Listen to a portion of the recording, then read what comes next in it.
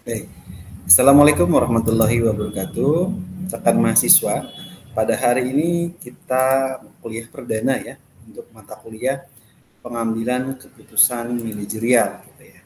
Di mana pengambilan keputusan manajerial ini teman-teman akan selalu dihadapkan ya dengan yang namanya pengambilan keputusan dengan eh, dalam suatu organisasi.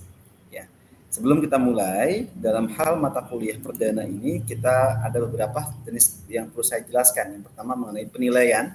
Penilaian nanti adalah bobot yang mempengaruhi penilaian akhir dalam mata kuliah pengambilan keputusan manajerial ini. Kehadiran adalah sebesar 10%, kemudian tugas sebesar 20%, kemudian nilai UTS menyumbang sebesar 30%, UAS menyumbang sekitar 40%, totalnya adalah 100%. Nah, ini adalah untuk penilaian ya, untuk mata kuliah pengambilan keputusan manajerial. Kemudian kehadiran ini kita mempunyai aturan ya. Aturan umumnya kehadiran itu minimum untuk bisa mengikuti ujian adalah sebanyak 75%. Berarti 12 kali pertemuan mahasiswa wajib hadir ya. Kebijakan jika kehadiran kurang dari 75% nanti diganti dengan menggunakan tugas khusus ya. Selanjutnya untuk ujian itu ada dua ya, ada UTS dan ada UAS. Nah ini kita coba ya teman-teman rekan mahasiswa semuanya untuk bisa mengerjakan ujian dengan menggunakan flashbook untuk melihat sejauh mana kompetensi yang diperoleh mahasiswa dengan indikator nilai asli. Tetapi jika nilai di bawah standar ya kita akan berikan perbaikan ya perbaikan. Nah nilai asli ini nanti adalah indikator keberhasilan metode yang diterapkan dosen dalam proses perkuliahan ini. Nah, jadi nanti teman-teman kita akan lebih banyak menggali bagaimana sih proses dalam menganalisis soal itu. Soal itu dianalisis bukan hanya sekedar menjawab tentang apa itu teori, apa itu bagaimana sebutkan dan jelaskan. Tapi nanti lebih ke arah bagaimana teman-teman mahasiswa ini, teman-teman rekan-rekan ini bisa untuk bisa menggali, memberikan statement, memberikan jawaban dan memberikan analisa terhadap permasalahan apa yang ada terutama dalam pengambilan keputusan manajerial ini. Nah, dalam kontrak perkuliahan, mata kuliah yang akan kita pelajari, bahan-bahan yang akan kita pelajari selama 14 kali tatap muka ini adalah yang pertama kita akan berbicara tentang masalah ruang lingkup ekonomi manajerial, apa aja yang akan kita pelajari dalam ekonomi manajerial ini. Kemudian yang kedua adalah optimasi ekonomi. Yang ketiga kita akan belajar tentang fungsi permintaan penawaran dan equilibrium. Yang keempat kita akan mempelajari elastisitas kurva permintaan. Yang kelima adalah penaksiran fungsi konsumen. Yang ketujuh adalah teori biaya. Setelah itu, kita pertemuan ke-8 kita akan ujian tengah semester untuk mengukur kemampuan teman-teman dalam hal menyerap ilmu atau menyerap pemahaman dari pertemuan 1 sampai pertemuan 7. Jadi bahan atau kisi-kisi UTS ini adalah bahan yang diajarkan atau yang kita bahas dalam kontrak perkuliahan ini mulai dari pertemuan 1 sampai pertemuan 7 soalnya ini. Kemudian setelah UTS, pertemuan ke-9, kita akan belajar tentang analisis penaksiran dan peramalan biaya. Pertemuan ke-10, kita akan belajar tentang masalah struktur pasar. Pertemuan ke-11 adalah praktik penetapan harga yang pertama ya. Kemudian yang ke-12 juga sama, praktik penetapan harga yang kedua. Lanjutan ya ini. Kemudian yang ke-13 adalah pengambilan keputusan dalam ketidakpastian. Pertemuan ke-14 kita akan belajar tentang keputusan investasi dan penganggaran modal. Kemudian pertemuan ke-15 kita akan mereview kembali materi yang sudah disampaikan dari pertemuan ke-9 sampai pertemuan ke-14 itu. Nah, setelah itu teman-teman akan menghadapi persiapan untuk menghadapi ujian akhir semester atau UAS. Kemudian setelah ini, selain nilai UTS dan nilai UAS dan teman-teman juga ada kehadiran, ada tugas. Tugas nanti juga ada tugas individu ya, ada tugas juga tugas dari bersifat kelompok nanti pemahamannya. Tujuan teman-teman mempelajari pembelajaran mata kuliah pengambilan keputusan manajerial ini diharapkan yang pertama, teman-teman dapat memahami dasar-dasar ekonomi manajerial. Mahasiswa diharapkan dapat memahami konsep dasar ekonomi manajerial seperti berbicara tentang optimasi ekonomi, berbicara masalah fungsi permintaan, fungsi penawaran, dan equilibrium ya dalam konteks bisnis. Nah, ini yang pertama yang diharapkan.